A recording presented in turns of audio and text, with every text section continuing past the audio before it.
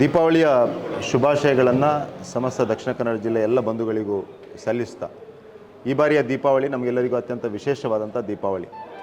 ನಮ್ಮೆಲ್ಲರ ಹೆಮ್ಮೆಯ ಪ್ರಧಾನಮಂತ್ರಿ ನರೇಂದ್ರ ಮೋದಿಯವರು ಈ ಬಾರಿ GSTಯ ದರ ಇಳಿಕೆಯನ್ನು ಮಾಡಿ 2 ದರಗಳನ್ನು ನಿಗದಿಗೊಳಿಸಿ ಸಮಸ್ತ ಜನರಿಗೆ, ವಿಶೇಷವಾಗಿ ಬಡ ಜನರಿಗೆ, ಮಧ್ಯಮ ಜನರಿಗೆ, ಗೃಹಿಣಿಯರಿಗೆ, ಉದ್ಯಮಿಗಳಿಗೆ, ಸಣ್ಣ ಉದ್ದಿಮೆದಾರರಿಗೆ ಮತ್ತು ಮ್ಯಾನುಫ್ಯಾಕ್ಚರರ್ಸ್ಗೆ, ಉತ್ಪಾದಕರಿಗೆ ದೊಡ್ಡ ರೀತಿಯ ಕೊಡುಗೆಯನ್ನು GSTಯ ಈ ಇಳಿಕೆಯಿಂದ ಮಾಡಿದ್ದಾರೆ. ಹಾಗಾಗಿ ನಾವು ಈ ದೀಪಾವಳಿಯ ಉತ್ಸವವನ್ನು GST ಬಚತ್ ಉತ್ಸವದ ಜೊತೆಗೆ ನಾವು ಆಚರಿಸ್ತಾ ಇದ್ದೇವೆ.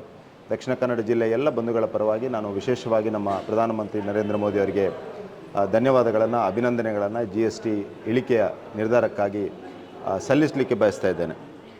ಜೊತೆಗೆ ಇಡೀ ದಕ್ಷಿಣ ಕನ್ನಡ ಜಿಲ್ಲೆಯ ಜನರು, ಬಡ ಜನರು, ಮಧ್ಯಮ ವರ್ಗದ ಜನರು ಮತ್ತು ಎಲ್ಲರೂ ಈ ದೀಪಾವಳಿಯ GST ಉತ್ಸವವನ್ನು ಆಚರಣೆ ಮಾಡ್ತಾ ಇರುವಂಥ ಸಂದರ್ಭದಲ್ಲಿ, ಇಳಿಕೆಯ ನಿರ್ಧಾರವನ್ನು ಸ್ವಾಗತಿಸ್ತಾ ಇರುವಂಥ ಸಂದರ್ಭದಲ್ಲಿ, ಸಂಭ್ರಮ ಪಡ್ತಾ ಇರುವಂಥ ಸಂದರ್ಭದಲ್ಲಿ ನಮ್ಮ ಮುಖ್ಯಮಂತ್ರಿಗಳು ಮೊನ್ನೆ ಪುತ್ತೂರಿಗೆ ಬಂದು ಒಂದು ರೀತಿಯಲ್ಲಿ ರಾಜಕಾರಣ ಮಾಡುವಂಥ ಪ್ರಯತ್ನವನ್ನು ಮಾಡಿದ್ದಾರೆ.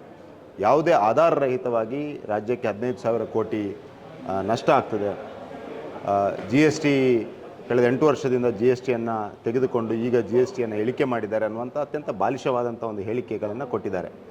ಇದೊಂದು ಅರ್ಥದಲ್ಲಿ ಕೈಲಾಗದವನು ಮೈಪರಿಚಿಕೊಂಡ ಅಂತ ರೀತಿಯಾಗಿದೆ. ಮುಖ್ಯಮಂತ್ರಿಗಳಿಗೆ ಒಂದು GST ಕೌನ್ಸಿಲ್ನಲ್ಲಿ ಮುಖ್ಯಮಂತ್ರಿಗಳು ನಮ್ಮ ರಾಜ್ಯದ ರೆವೆನ್ಯೂ ಸಚಿವರಾದಂಥ ಕೃಷ್ಣ ಬೈರೇಗೌಡರು ಭಾಗಿಯಾಗಿದ್ದಾರೆ.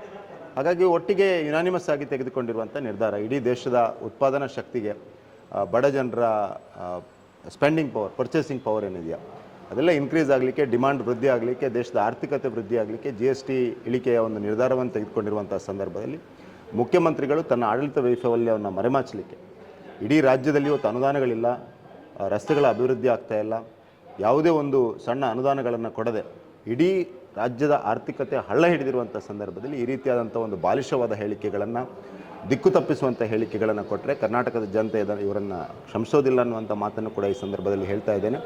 ದಕ್ಷಿಣ ಕನ್ನಡ ಜಿಲ್ಲೆಗೆ ಬಂದು ಈ ರೀತಿ ದಕ್ಷಿಣ ಕನ್ನಡ ಜಿಲ್ಲೆಯ ಜನರನ್ನು ಅವಮಾನಿಸುವಂಥ ಪ್ರಕ್ರಿಯೆಯನ್ನು, ಜನರ ಸಂಭ್ರಮವನ್ನು ದೂರ ಮಾಡುವಂಥ ಒಂದು ಪ್ರಯತ್ನವನ್ನು, ನರೇಂದ್ರ ಮೋದಿಯ ಮೇಲೆ ಜನ ಇಟ್ಟಿರುವ ನಂಬಿಕೆಯನ್ನು ದೂರ ಮಾಡಲಿಕ್ಕೆ ಮಾಡ್ತಾ ಇರುವಂಥ ಒಂದು ಹತಾಶ, ವ್ಯರ್ಥ ಪ್ರಯತ್ನವನ್ನು ನಾನು ಈ ಸಂದರ್ಭದಲ್ಲಿ ಖಂಡಿಸ್ತಾ ಇದ್ದೇನೆ.